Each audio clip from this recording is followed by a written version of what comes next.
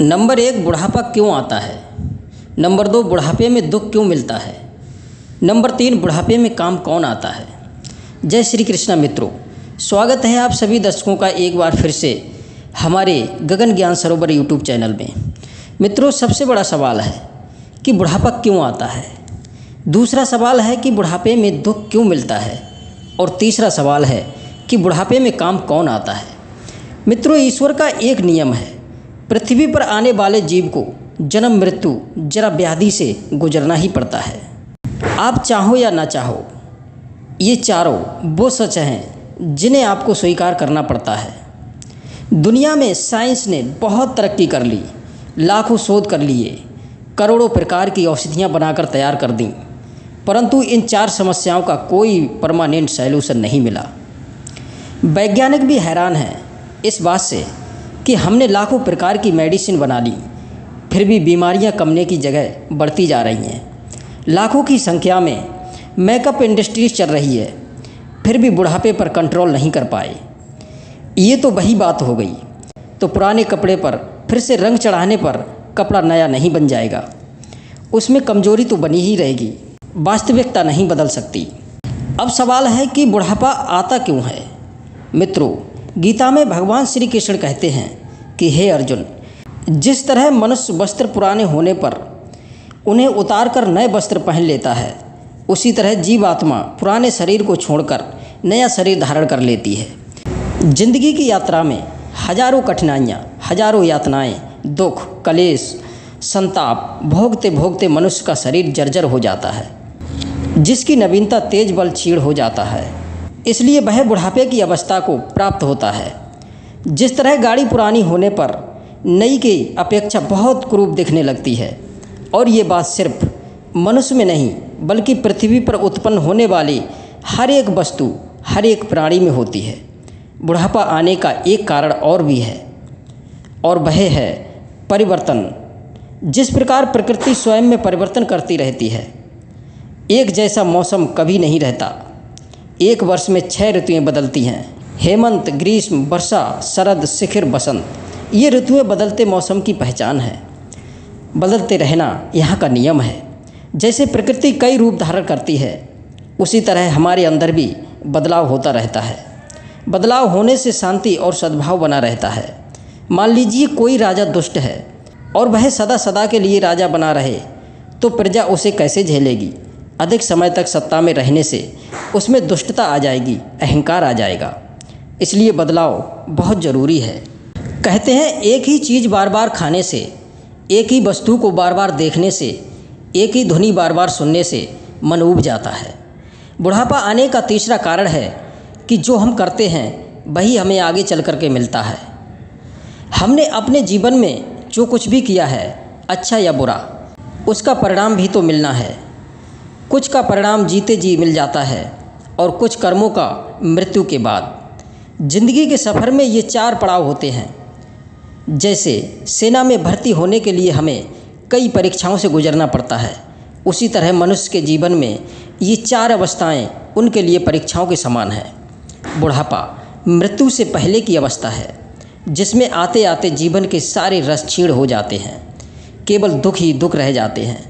वैसे तो मनुष्य के पूरे जीवन में दुख रहते ही रहते हैं, पर बुढ़ापा आने पर सारे दुख इकट्ठे हो जाते हैं।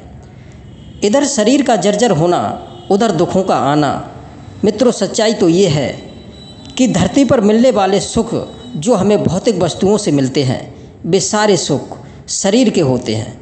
उन सुखों को भोगने वाला शरीर होता है, पर बुढ़ापे में वही शरीर शिथिल हो जाता है, इंद्रियां कमज़ोर हो जाती हैं, सुख भोगने की शक्ति ही नहीं बचती।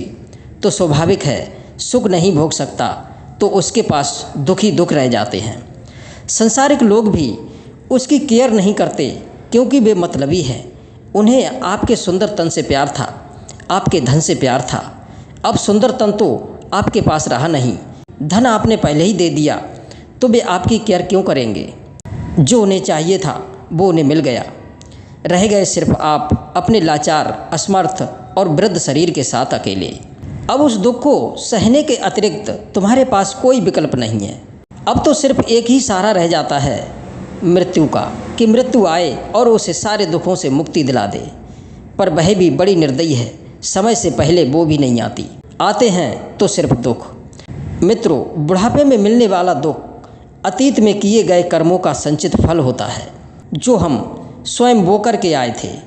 यदि आप चाहते हैं कि आपका बुढ़ापा भयंकर दुखों से भरा ना हो, तो जो लोग अभी बूढ़े नहीं हुए हैं वो मेरी बात ध्यान से सुन लें।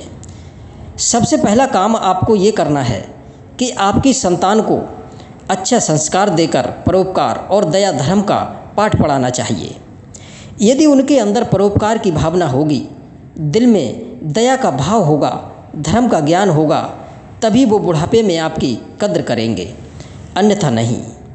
बुढ़ापा आने पर यदि आपकी संतान ने आपका साथ नहीं दिया तो इससे बड़ी दुख की बात और कोई नहीं होगी। मनुष्य को वह दुख सबसे अधिक पीड़ित करता है जो अपनों के द्वारा दिया जाता है। एक बार सोने ने लोहा से पूछा, हे भैया लोहा, जिस हथौड़े से तुम पिटते हो उसी हथौड़े से मैं पिटता हूँ, पर मैं तो इतना चिल्लाता नहीं जितने कि आप चीखते चिल्लाते हो, इसका क्या कारण है? लोहे ने कहा, हे भाई, तुम जब पिटते हो तो तुम्हें मेरे जितनी पीड़ा नहीं होती होगी, क्योंकि तुम्हें जिस हथौड़े से पीटा जाता है वह लोहे की बनी होती है। तुम ये सोचकर शांत रहते हो कि चलो मुझे पीटने वाला कोई मेरा अपना नहीं, पर वही हथौड़ा जब मुझे पीटता है तो मुझे बहुत दुख होता है कि मेरा ही भाई मुझे मारने पीटने पर उतारू है। जब अपना ही अपने को मारने लगे तो दुख होगा कि नहीं, इसलिए मैं तेज तेज चीखता हूँ।